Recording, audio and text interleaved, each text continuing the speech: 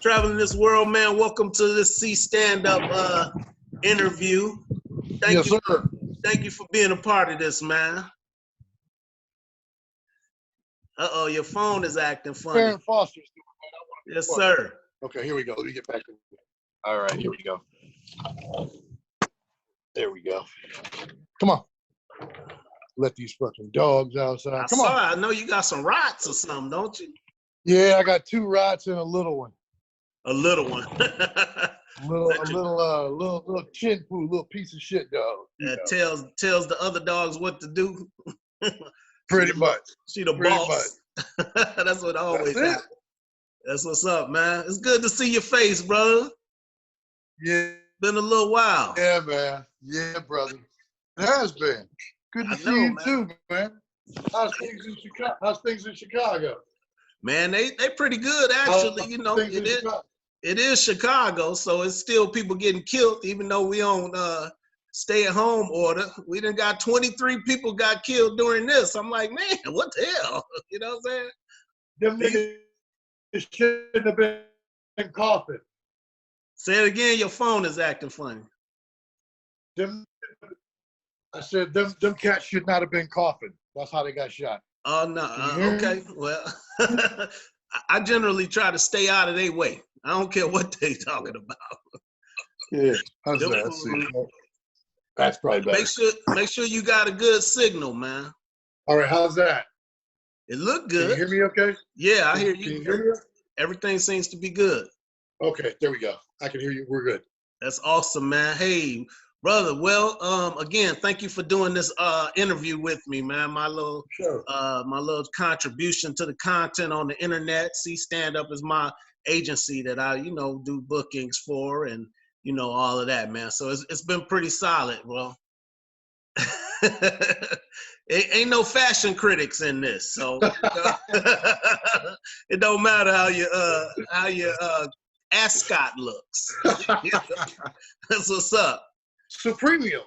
Yeah, exactly, man. So check it out, man. Just so I'm not sure if everybody that's watching this knows you. You famous to me, man. I know who you are, but give the people a little taste, not a taste like in jokes, but tell them a little bit more about yourself, man. I know you hail out of Florida. You've been doing comedy for a little while. Well, man, I come from the same background as you, man. I'm a Midwest kid, originally from Cleveland, Ohio. Right. Went to LA, did my thing. Now I'm in South Florida because I got kids. And yeah, man, it's been a journey, man, and that's the best way I can describe it, because there ain't no one thing that defines you in this business, No, it's just work begets work. You do things, you get things. I mean, I've been to over 30 countries with the U.S. military doing tours, clubs, colleges, TV shows. My website, lahardy.com. I'm on YouTube. Yeah, I'm that guy that you've seen radio somewhere. Radio. Yeah, I remember you were doing radio with DL for a little while. Exactly. So, it's dope. I enjoy everything, and now you kind of are kind of marketing that Black Dad thing, man. I honestly look at that. I'm doing that a little bit. I'm more doing promotion and production for other shows, kind of like what you're doing, man. We've been in this so long. You got to start bringing other people along with you and doing some things a little bit differently. Yeah. So, things just changed up dramatically with them saying that they're not going to have cruise lines until July, August. Yeah. I was just getting on the cruise again, so it is what it is. But that was a good check, boy. But you know what? At least I'm not one of them cats that was getting them checks and depending on them checks, and now you ain't getting them checks. Yeah, it's a few of them I know. I put a couple of cats on that, on the cruises, because I couldn't, I never took the time to get that hour clean and that hour dirty separately and videotape it. Now, I can do them, but videotaping them and then having a tape worthy of sending was always my little, excuse, right? I don't feel it. So I passed the email on to a couple of brothers, and they got on and everything. And I like seeing it, dudes in Cabo, black men, traveling all the way to Alaska on somebody else's dime. And, they bring their families on the cruises and stuff. It seemed to be cool. I just always, the other part of me was, you know, back when I met you, I was on the road real heavy, right? So Right. I was probably doing at least 33 weeks a month away from the, you know, my family and everything. It got Yeah. strange to me, man. It was too much. I felt like I was weird, you know? So I Well, backed off. you go through that period too, where it's like you're working to get work, and you'll take almost anything, and then after you've been doing it as long as we have, that take anything thing is not as crucial anymore. Yeah, And not now, exciting. not at all. I mean, at this point in the game, I work where I want to work, when I want to work. Yeah. It's not just about whether or not I make the money, because I'm not coming out unless there's a certain amount of money anyway. Right. But I'm not begging for that money. Yeah, yeah, yeah. And man, I saw congratulations, your chicken thing was going well, man. Dude, I had the funky fried chicken chops and waffles. It was up in 2017. We went out in 2018. As a matter of fact, as we speak, I'm working on a new spot right now. I thought I saw that. Yeah, I thought you was opening up another one soon, you know. We looking to do that, man, because I want to bring you down here because we're going to do chicken, chops, waffles, comedy, and jazz. I want the whole thing. That's cool. Because if you remember, the last time I think we worked together was in Chicago. It was me, you, and what's that dude? Horrible Birds. Exactly right. Yeah, yeah. He and I fell out because of you, man. What? Yeah, man, because he was bombing, and I had got him that job. Yeah, he was. I got him that gig. He was bombing, and then I told him, you know, because he only had like 7 minutes of jokes, and you know he was supposed to do 30. Right. So then he was trying to stretch that 7 minutes, and then you came to me and was like, fuck your boy doing. And I was like, come on, man, you making me look bad, dude. You know what I'm saying? Yeah. And the management at that time, because remember, it was actually in Milwaukee. It was at that strip club, comedy club. Right. And I was like they little house, you know, I had a month, once a month there with them. So I was in house MC on the first week of the month. Man, and the dude got mad at me, man, stopped talking to me for about 4 or 5 months. I mean, he had just started to get popular. And to be honest with you, I hate to even go here, but I told him about the damn NBC diversity thing. He had forgot. I said, hey, man, come. That's how he blew up. Okay. Started to get, you know, and then after that, it was just me and him, the last two dudes. They wanted a black dude. They picked the younger dude. I ain't mad at him. I want him to be happy. Right. But you were the catalyst, yeah. That's funny. I never we knew cool that. now. We somewhat cool now. But you know, he's blown up. It was funny because he was bombing and still trying to sell them pigeon T-shirts. Yeah, hey, you got to make that money, bro. That was a wild week. I remember that shit. Yeah, it was funny, man. That was a cool club, man. You know that club shut down? I'm not surprised. Yeah. I worked with Bridget the Midget there. Yeah, that's funny. I worked with her. I don't even remember when. I think it was a Comedy Zone gig too.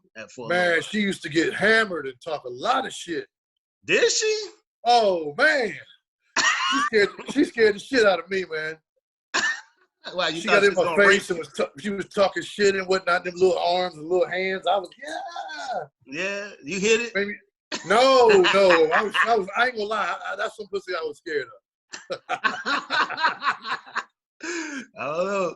Fucking with her, I felt like I was fucking a pedophile, man. Yeah, that's kind of what I think when people be talking about they want to really. Now I'll play and say, yeah, let me hit a midget, and you know I'll tell a joke, but you know, trying it, you got some social issues if you really want to mess with a midget.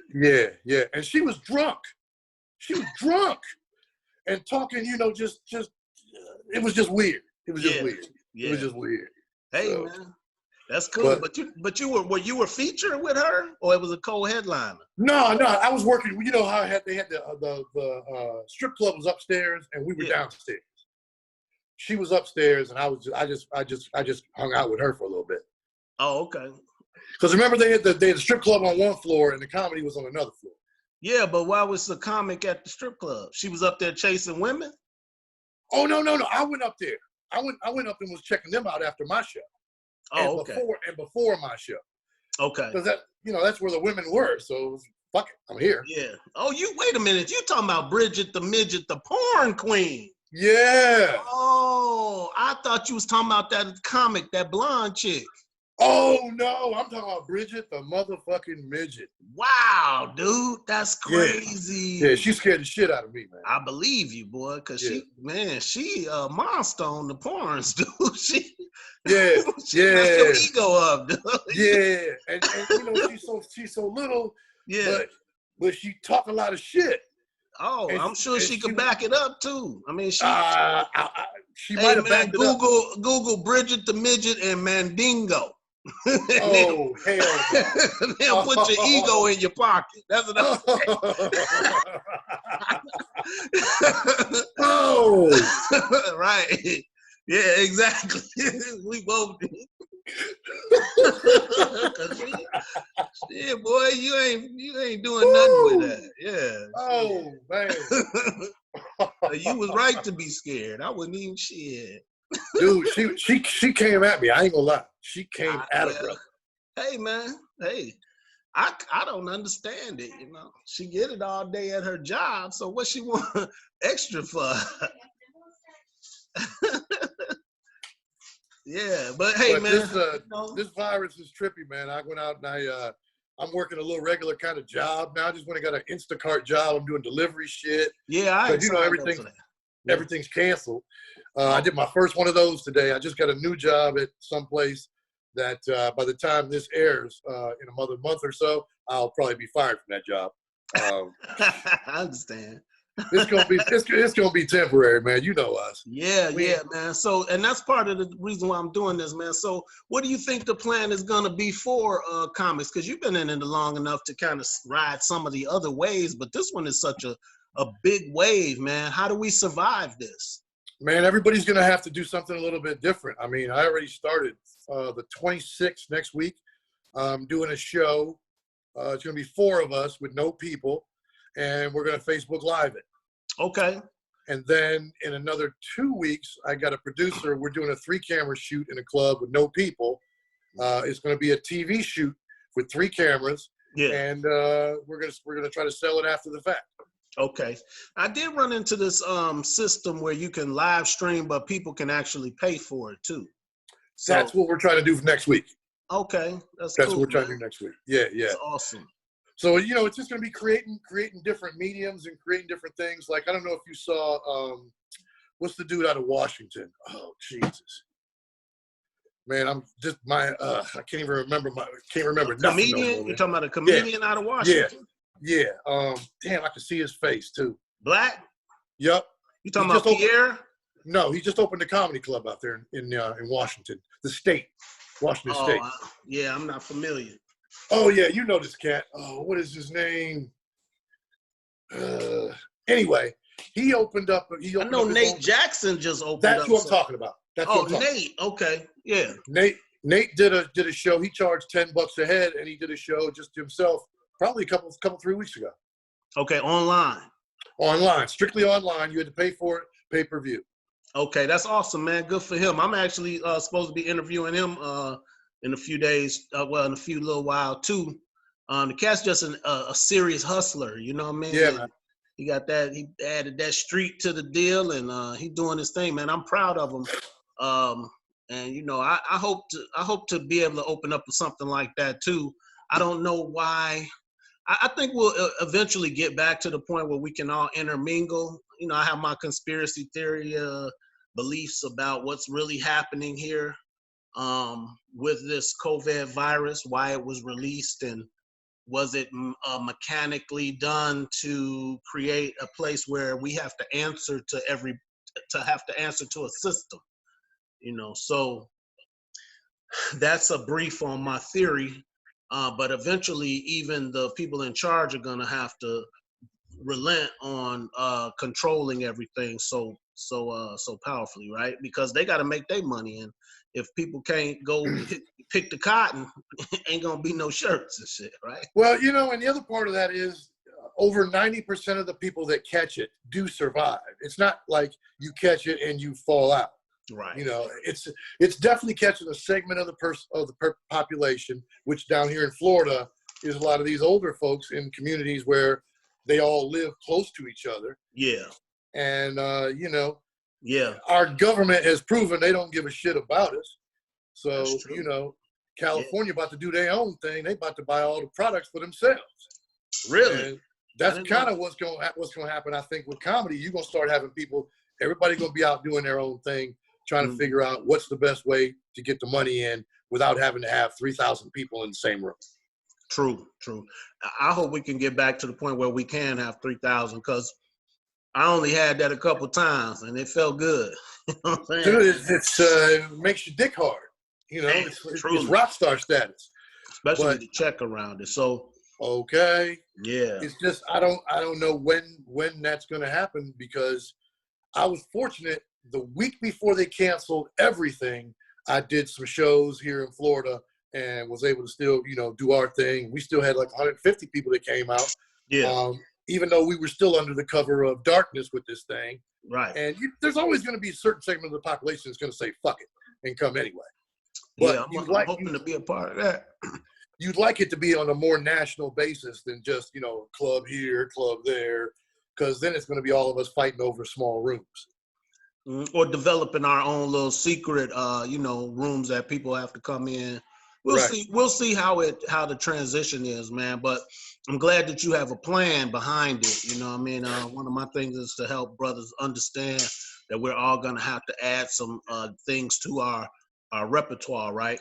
Yeah, man. So I would say, you know, like I thought, you know, and how is acting gonna be now? You know, like they couldn't have put Empire together with no crowds involved, right?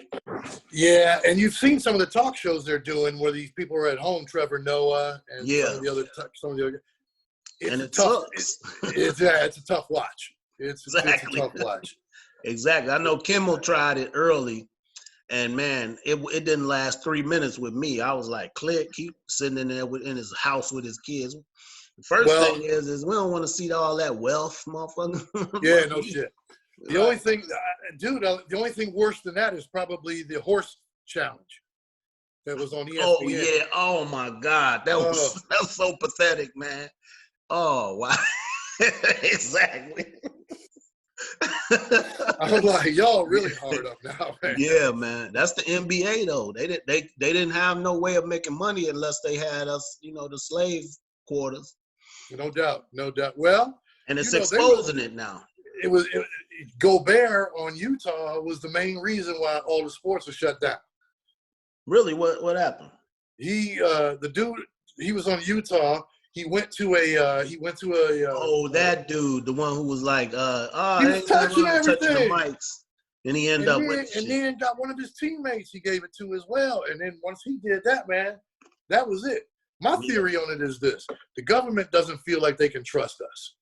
So that's why they're going to shut everything down, so nobody has to take a political fall on this, is what they're thinking. They're wrong, but that's what they're thinking. Because they don't trust us not to do stuff.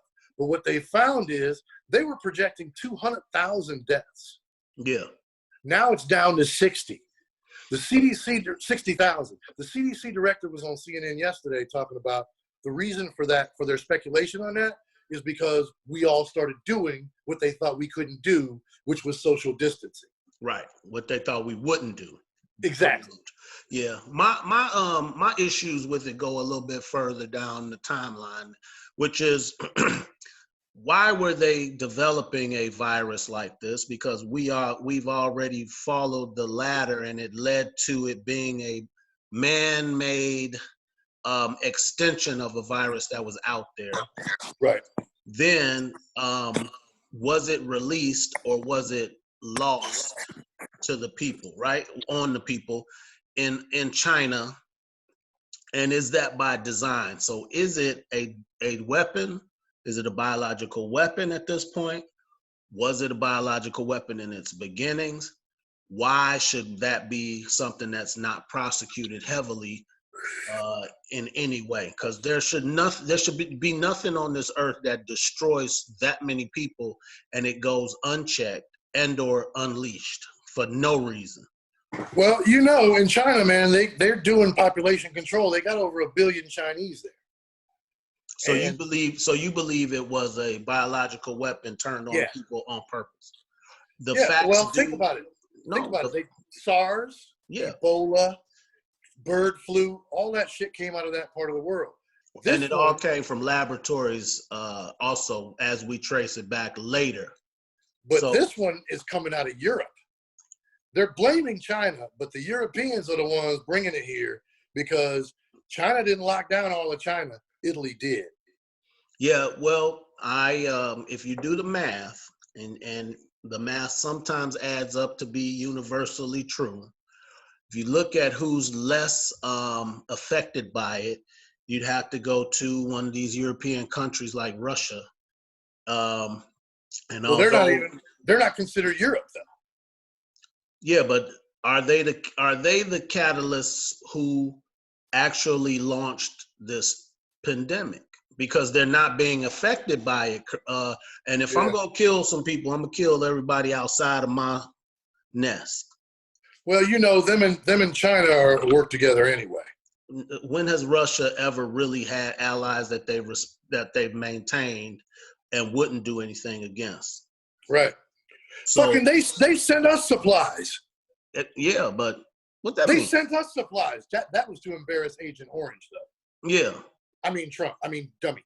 Exactly. Which your state voted for that motherfucker. So our state wouldn't even let him come here. Chicago, he was risking his life trying to come where we were. The police couldn't stop it, and the police was in on it. They on some different kind of shit down here, man.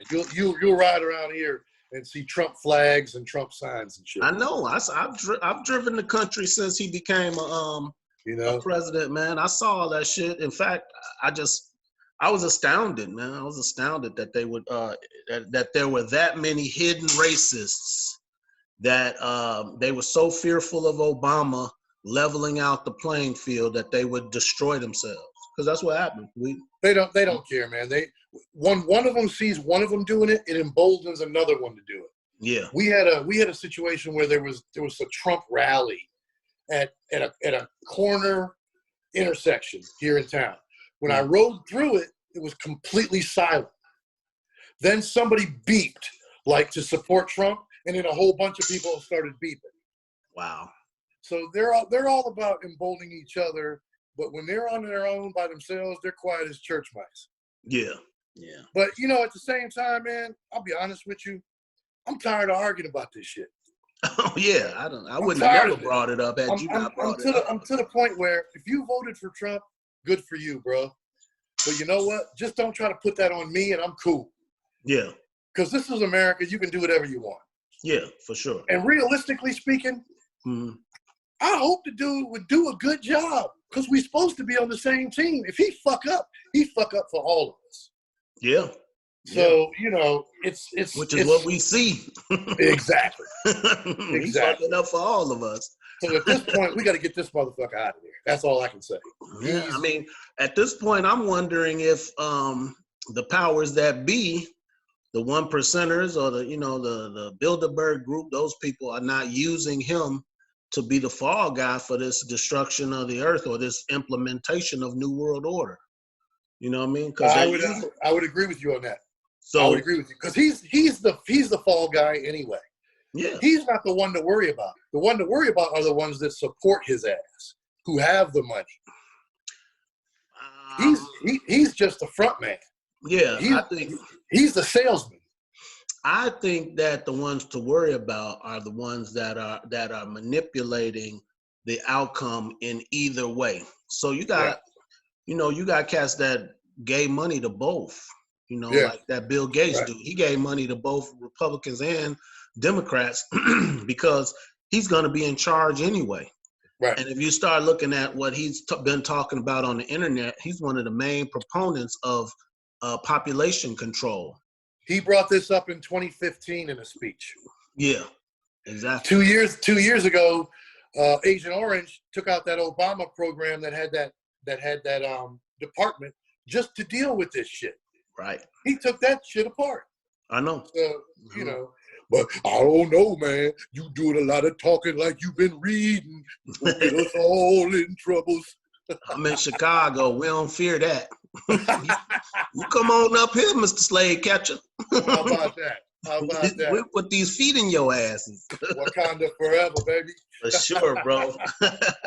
That's it, man. So just kind of wrap this up. I don't want to keep you all day, man. I want to keep it, fresh, and I appreciate you doing it, man. So Absolutely. do you have any projects that that you want to push? I know you were talking about your thing that's coming out. This will be on the web by then, man, if you want to, give people a way to find you. Yeah. So, Let me know where you're going to be with this. Anytime you doing something, man, I'm in. As a matter of fact, I still want to bring you down here. Yeah. Because the work is here. Yeah, I got stuff happening up here that's, once we figure out that we can get people together, I'm gonna be working dudes through the systems that I've been putting it in, and Excellent. I've had sponsorship from companies, so that's what's up. That's what I'm trying to build. As you can see, marketing, products using stand up, right? Right. So as we get the money and the liquor companies back behind us, like in the early '80s, then right. I can pay for a dude like yourself, and and make. Well, man. I mean, that's what I was working on right before all of this happened, because I had started not quite an LLC, but my own thing called L.A. Hardy and Friends. And what I would do is bringing you in, bringing people in from all over. I host it. Y'all do your damn thing. We get paid, and it's bringing people in. Not necessarily at the D.L. Hughley level that everybody can't afford, but people at your and my level that are funny as fuck, that you are affordable to people, and that will help us to get out there and help them to see us and understand comedy is not just about one big comic, because that's how they try to do us, three at a time. Yeah, but the internet is changing that, man. Because I would add to what you were saying is now all you got to do is start videotaping L.A. Hardy and Friends, and now you got content that you can sell and make a couple extra bucks, man. I mean, you think about it, a cat like myself and you, we only need a few grand a month or a few grand to really survive, and then build from there, and we end up being where we really want to be, because we make the money. We make the money for the clubs. When we start controlling the room and not giving all the money to the clubs, then we'll be all right. That's the deal, man. I mean, it's all about it. I think when we come out of this, what's going to eventually happen is you're going to have a lot more entrepreneurs and a lot more people doing their own thing. But that's ultimately what I want to do. I don't want to work for somebody else, and I'm not going to. That's right. I'm going to have my own shit, whether it's franchised or whether it's a freestanding thing on its own. But we too old to start over again, man. Nah, it ain't it ain't that, man. But in Florida, you got the name, bro. I watch a lot of your stuff, so I would say, man, look into opening up your own spot, and when you get your chicken waffle and comedy thing going, man, just find out how you can get it in your own space, your own property, and you'll be good until the grave.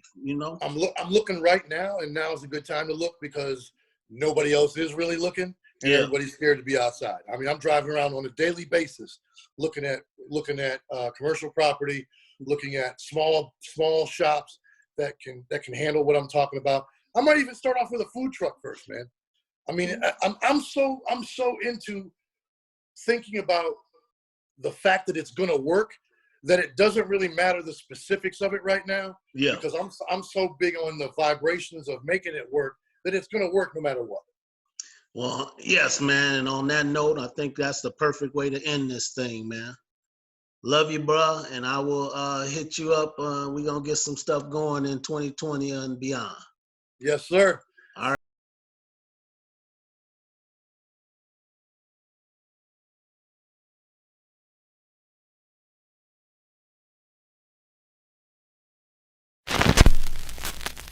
Thousands in attendance and the millions watching around the world. Ladies and gentlemen, welcome L.A. Hardy. L.A. Hardy. Put up for L.A. Hardy.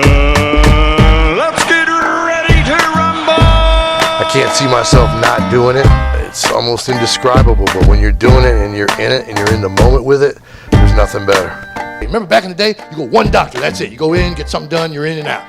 Now, 3, 4 doctors, then here comes a specialist to tell you what's getting ready to happen for real. And it used to be called surgery.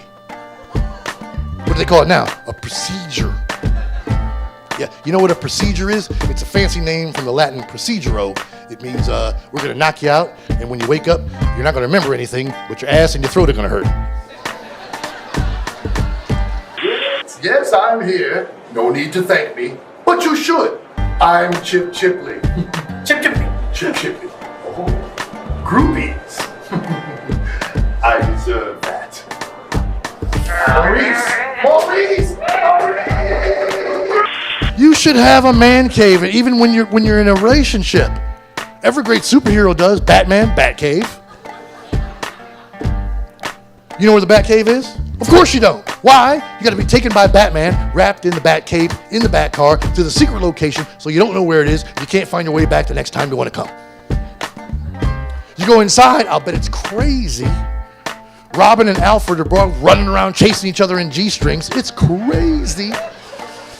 Right when the show's starting, I love that. It's almost like taking off in a plane. They got you in the seatbelt and you're ready to go, and then the plane's taxiing. It's just nothing like it. It's a true high. Superman has one too. What's he have? Fortress of Solitude. Yeah. So he can go there by himself, or he could take you. It's his choice. It's his place. You know where it is? Heck no, you don't know where it is. Because you got to be taken by Superman, wrapped in his super cape, to the secret location.